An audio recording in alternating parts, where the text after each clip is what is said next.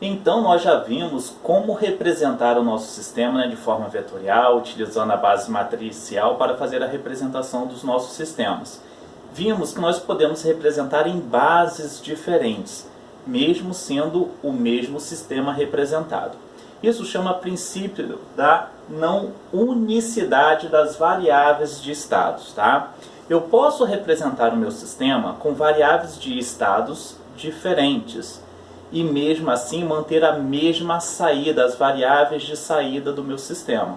Por exemplo, quando nós representamos, né, na forma canônica controlável, quando nós representamos na forma canônica observável ou na canônica diagonal, diagonal de Jordan, é o mesmo sistema, porém o conjunto de variáveis de estados, né, essas variáveis elas mudam, porém as variáveis de saída, y1, 2, 3, 4 até yn, elas continuam sendo as mesmas. Lembram, né, ou lembre-se que as variáveis de saída, né, são as variáveis que nós estamos fazendo a leitura lá direto do nosso sensor. São estas variáveis que na maioria das vezes nós utilizamos para fazer o controle do nosso sistema. Lógico que lá na frente um pouquinho eu vou falar para vocês sobre controle, né, com realimentação de estado e com realimentação de saída. Lá na frente eu vou explicar isso para vocês. Mas aqui o que nós precisamos saber, né? Nós podemos representar o nosso sistema com um conjunto de variáveis, né, de estados diferentes, mas que a variável de saída ela é a mesma. Se a minha variável de saída, por exemplo, for posição, velocidade e aceleração, não importa a base que eu venha representar o meu sistema. Essas variáveis de saída, posição, velocidade e aceleração, continuarão sendo as mesmas. Por quê? Eu mudo o x1, x2, x3 até, né, xn, mas o valor de y ele não muda. y1, 2, 3 ele não vai mudar. Aí vocês vão me perguntar assim, mas como, Edson, que isso acontece? Se eu mudo x1, x2, xn e não vai mudar o y? Vai mudar, né, as variáveis de estados, o meu vetor x, porém, lógico que as matrizes, né, do meu sistema, como a matriz de estado A, a matriz de entrada B e a matriz de saída C, elas irão mudar de forma a compensar, com que, né, fazendo com que o vetor de saída y ele seja igual, venha manter as mesmas variáveis de saída, tá, ok? Como que isso funciona? Vou mostrar para vocês. Bem, nós já sabemos então que nós podemos escrever o nosso sistema em bases diferentes. Como que eu posso representar isso? Olha só, inicialmente estava na base x, x1, x2, x3, xn. Digamos que eu venha modificar aquele conjunto de variáveis de estados que antes eu estava descrevendo no meu sistema. E agora eu vou descrever o meu sistema a partir de uma variável de estado, né, x asterisco. Então a minha variável de estado, ao invés de ser x1, x2, x3 e xn, agora vai ser x asterisco 1, x asterisco 2, x asterisco 3, x asterisco n, tá ok? Só quero mostrar para vocês que são variáveis de estado diferentes, tá ok? Então eu posso dizer que x, que era a variável, né, ou melhor, que era o conjunto de variáveis de estados, né, anterior, pode ser representado a partir de um novo conjunto de variáveis de estados que eu chamei de quem? De x asterisco. E existe uma relação entre as duas. Essa relação entre as duas se dá pela matriz de transformação P, que eu estou mostrando aqui para vocês, tá ok? A matriz de transformação faz com que eu encontre esta equivalência entre o primeiro conjunto, né, de variáveis de estados, ou o conjunto de variáveis de estados antigo, e o conjunto de variáveis de estados novo, tá ok? Então eu vou precisar de uma matriz P, que é uma matriz de transformação. É essa matriz P de transformação que vai ser responsável para fazer com que o meu sistema saia da base antiga, da representação da base antiga, para a representação em uma nova base, ok? Então fica simples, ó. X é igual a P, x asterisco, né? X asterisco é a minha nova base, é o meu novo conjunto de variáveis de estados, tá? E notem que se eu derivar o x aqui, virar o x ponto, né, x derivado, passa a ser igual a P, que é a minha matriz de transformação, ela continua sendo a mesma, né, multiplicado por quem? Por x asterisco derivado, tá ok? Então, essa é a relação que nós iremos manter. Eu sei que a minha equação de estado é x é igual a x mais BU. Mas agora eu não vou trabalhar mais com x, eu vou trabalhar com x asterisco. Então, o que eu irei fazer? Aonde eu tiver x, eu vou substituir, né? Fazer essa relação aqui por px asterisco para fazer a minha mudança de base. E aonde eu tiver x ponto, eu vou substituir pela derivada desse cara aqui, que vai ser o quê? Px asterisco derivado, tá ok? Fazendo esta substituição, olha, aonde eu tenho x, eu substituí por px asterisco. Aonde eu tenho x ponto, eu substituí por quem? Por px asterisco derivado, ok? Então a minha equação vai ficar desta maneira. E eu tenho que a minha equação de saída, y é igual a cx mais du. Se eu tenho x, eu faço a substituição. Então vai ficar o quê? P, que é a matriz de transformação, x asterisco, mais du. Então notem que onde eu tinha x, eu substituí por px asterisco. E onde eu tinha x ponto, eu substituí por px asterisco derivado. Ok?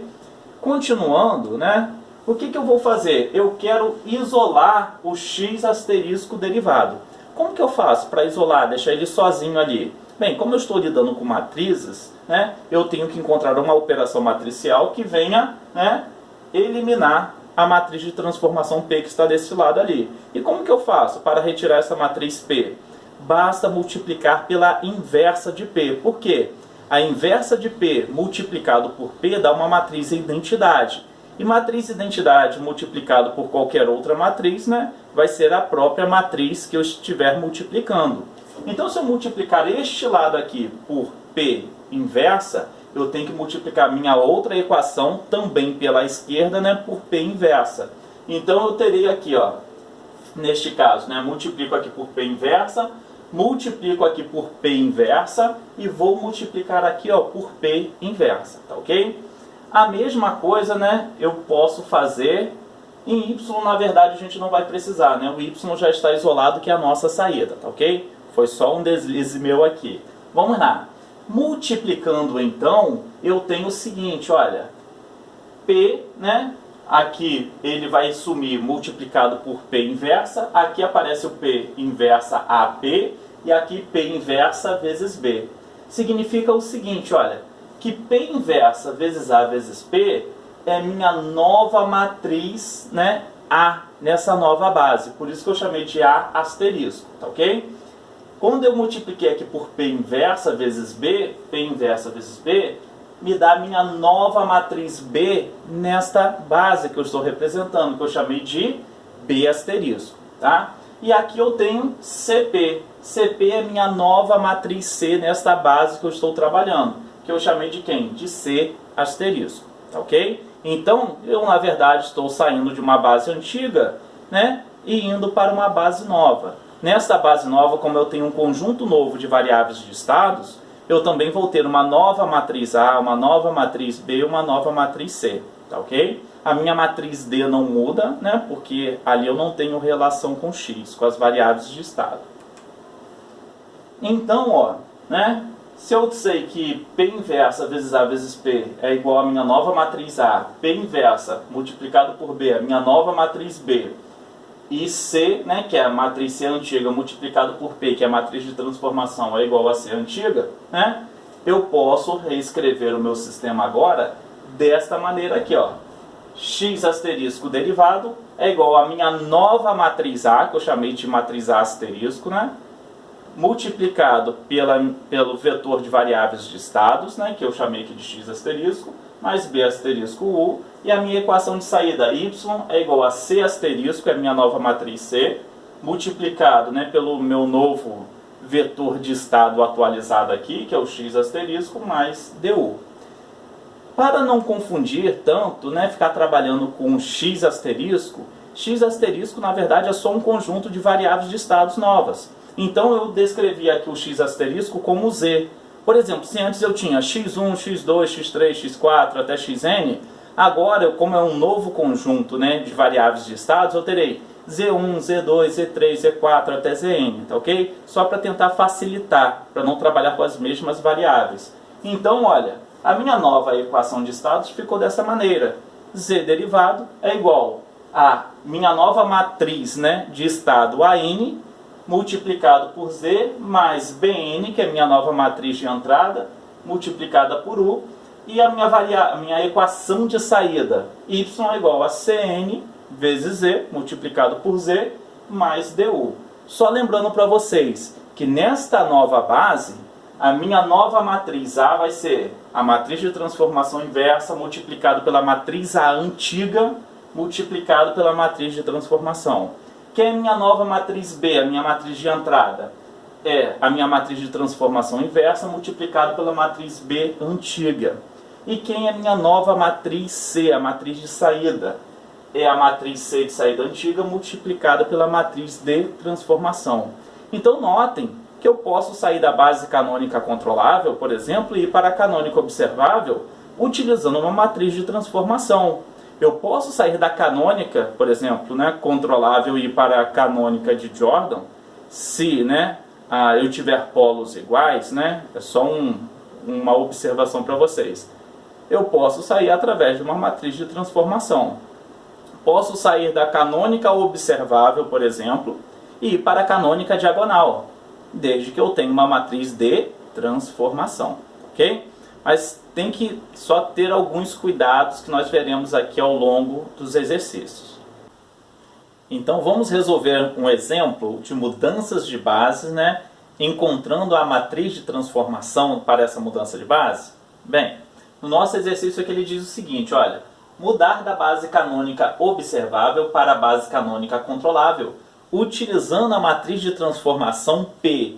E ele me diz que essa matriz de transformação P é igual a uma matriz M multiplicado por uma matriz W. Depois ele vai explicar quais são essas matrizes, tá ok? E aí ele me deu aqui, né, a minha função de transferência, e eu sei montar a minha função de transferência, né? Vai ficar menos 5, menos 3, que são esses coeficientes aqui. Aqui vai ficar 4 e 0, que são esses coeficientes, né? 4 e o coeficiente de S no numerador. E aqui eu tenho 0 e 1, somente a última coluna que é não nula, né?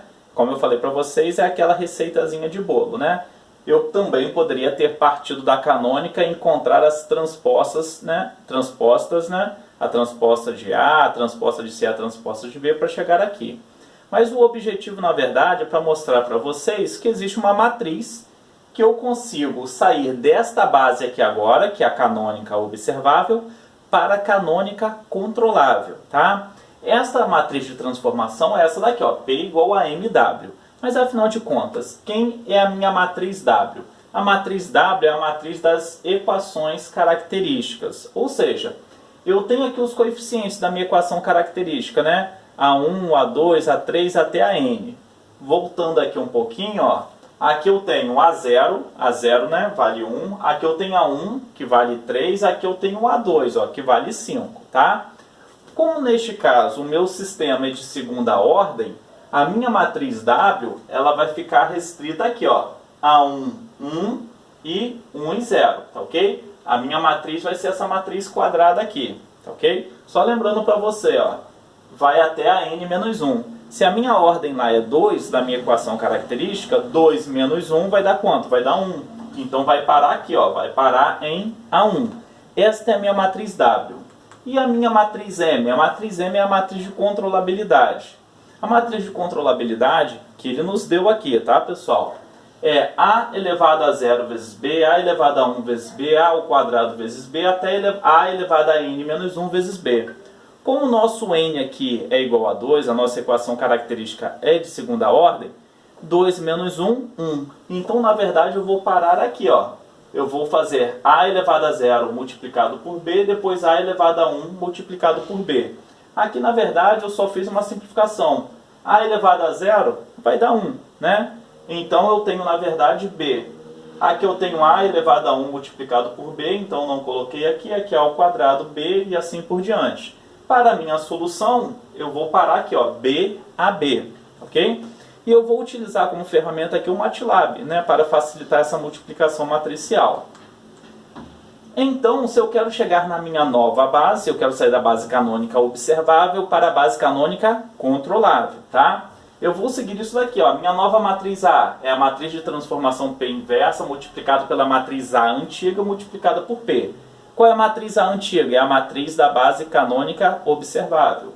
A minha matriz B nova é a minha matriz de transformação inversa multiplicado pela matriz B antiga. E a matriz C nova é a matriz C antiga multiplicado pela matriz de transformação P.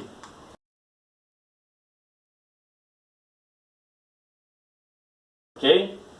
E aí, ó, eu declarei quem é a minha matriz A no MATLAB. Eu coloquei lá, A é igual, abre colchetes, 0, menos 5, ponto e vírgula, 1 e menos 3. O ponto e vírgula aqui separa o meu vetor por linhas, né? Ou a minha matriz por linhas, tá? Depois declarei B, que é 4, ponto e vírgula 0, né? Abri colchetes, 4, ponto e vírgula 0, fechei colchetes, né? Então diz qual era o primeiro elemento da primeira linha e qual era o primeiro elemento da segunda linha, tá ok? O primeiro elemento, né, desculpe, né? Primeiro elemento da primeira linha e primeira coluna, depois o segundo elemento, né, da primeira coluna e segunda linha, tá? Porque ali eu tenho duas linhas e uma coluna, ok?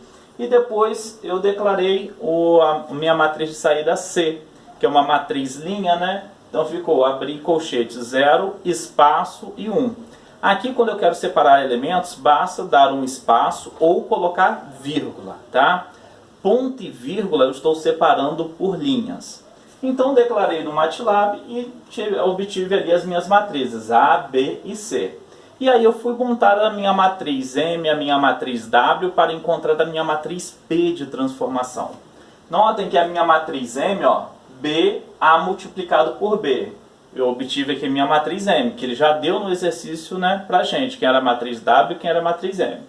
A matriz W, que é a matriz, né, dos coeficientes, eu trabalhei com coeficiente o quê? Coeficiente A1, 1, né, 1 e 0, tá? Então, eu obtive a matriz W, 3, 1, 1 e 0, ok? Então, a minha matriz de transformação P é igual a M multiplicado por W. A minha matriz de transformação P ficou 12, 4, 4, 0, tá ok? Deixa eu só fazer uma observação aqui para vocês antes de continuar. Olha, notem que essa matriz W aqui, ela tem uma coluna unitária, né, com valor igual a 1 na diagonal secundária, e a matriz triangular, né, inferior, ela é toda nula, tá ok? É só uma dica aqui de como que a gente vai montar essa matriz. A matriz triangular superior vai estar correlacionado com os coeficientes da nossa equação característica. Então, continuando, né? Já que eu encontrei a minha matriz de transformação P, agora, na verdade, é só encontrar a minha matriz A na nova base, a minha matriz B na nova base, minha matriz C na nova base. Quem é a minha matriz A na nova base? É a minha matriz de transformação inversa, então eu coloquei aqui, ó, inv de P, multiplicado pela matriz A, né, antiga, multiplicado pela matriz de transformação P. Então, olha, cheguei na minha matriz A nova, que é aquela forma que nós conseguimos reconhecer da matriz A na base canônica controlável. A mesma coisa, minha matriz B nova vai ser inversa da matriz P de transformação multiplicado pela matriz B antiga. Logo, eu tenho 0 e 1, que é a minha matriz B na base canônica controlável. E minha matriz C nova, né, vai ser a minha matriz C antiga, né, multiplicada por P. Né? Deixa eu só conferir aqui. É minha matriz C multiplicada por P. C multiplicada por P. Então, eu tenho aqui 4 e 0, ok? Então, notem que eu consegui sair da base canônica observável para a base canônica controlável, né? Aí vocês podem perguntar, mas Edson, nós sabíamos que tinha uma relação lá, né? A matriz A de uma base para outra seria ela transposta. E a matriz B e C de uma base para outra, a gente invertia, né? B seria C transposta e a C seria B transposta. Sim, continua tendo essa relação, mas nós vimos que existe uma matriz de transformação para fazer isso, tá? Daria certo se eu pegasse lá e colocasse A transposto, B seria C transposto e C seria B transposto? Sim, daria certo sim, tá ok? Então eu fiz aqui só mostrando para vocês. No MATLAB, quando eu quero trabalhar, né, com um comando de uma matriz transposta, eu utilizo o apóstrofo, ok? Que é o comandozinho lá no MATLAB. Então, ó, eu reescrevi na outra base, ó. Minha matriz A nova, minha matriz B nova e minha matriz C nova.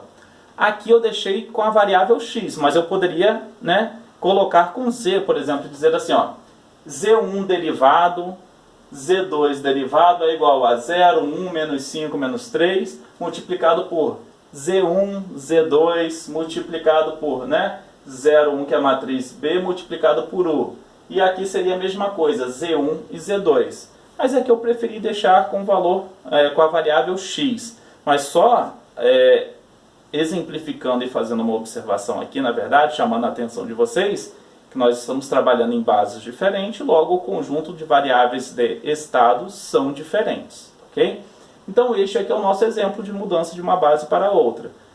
Ali o nosso exercício ele já deu a matriz de transformação.